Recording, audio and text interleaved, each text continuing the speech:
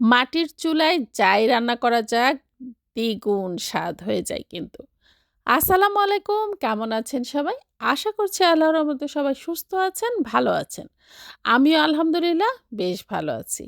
তো আমি যেহেতু এখন গ্রামে আছি, তো গ্রামে যখন আমি থাকি তখন চেষ্টা করি কিন্তু মাটির চুলার রান্না খাওয়ার জন্য।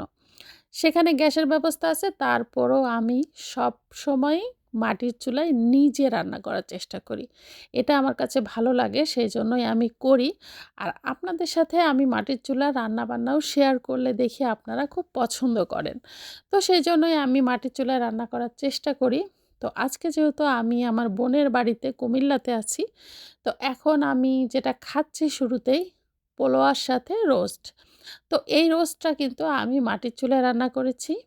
আর আমরা বাসায় যতটা মসল্লা দিয়ে রান্না করি বা যা দেই পারফেক্টভাবে, কিন্তু গ্রামে হাতের কাছে কিন্তু সবসময় সেই মসলাগুলি থাকে না। শহরে যেটা সবসময় আমরা হাতের কাছে রাখি, অথবা না থাকলেও কিন্তু দৌড় দিয়ে নিয়ে আসা যায়। কিন্তু গ্রামে এই ব্যবস্থাটা থাকে না।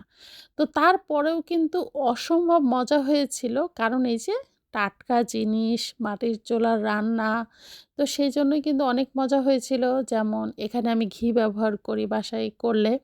তো আমার আপারা অবশ্য ঘিটা খায় না। তারা কোনো কিছুতে ঘি পছন্দ করে না, সেজন্য দেয়নি। এটা অবশ্য একেকজনের চয়েস। অনেকে খায় না, সেটা কোনো ব্যাপার না। ঘি আমিও খুব একটা পছন্দ করি না। কিন্তু কিছু খাবারে আমার কাছে মনে হয় যে ঘি দেওয়াটা খুব দরকার টেস্টের জন্য আরকি। তো যাই হোক, আর কিছু মসল্লাও বাকি ছিল যেটা আমি দিতে পারিনি। টক দইয়ের বদলে যেমন বাসায় করে নিয়েছিলাম একটু টক দই এরকম। তারপরও বলব সবকিছু মিলায়ে মজা হয়েছিল। তো যাই হোক, আমি খেয়ে নিলাম, রোস্ট দিয়ে খেয়ে নিয়েছি। আর তারপরে তো খাচ্ছি খাসির মাংস।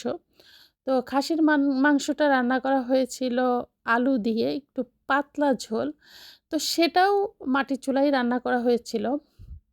তো যাই হোক, আসলে সবকিছু মিলাই কিন্তু মাটির চুলায় আমরা যেটাই রান্না করি না কেন খুবই ভালো লাগে।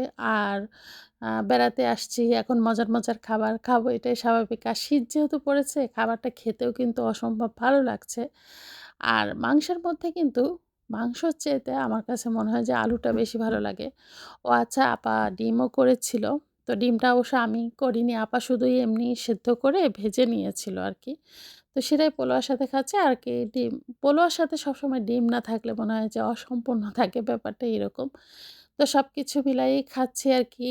একবার খাসির মাংস নিচ্ছি, একবার ডিম নিচ্ছি, আবার ওর মধ্যে রোস্ট নিচ্ছি। সবকিছু মিলায়ে খাচ্ছি আর কি। খারাপ লাগছে না, ভালোই লাগছিল। তো যে কয়টা দিন গ্রামে আছি, অবশ্যই আমি মাটির চুলার রান্না খাবো।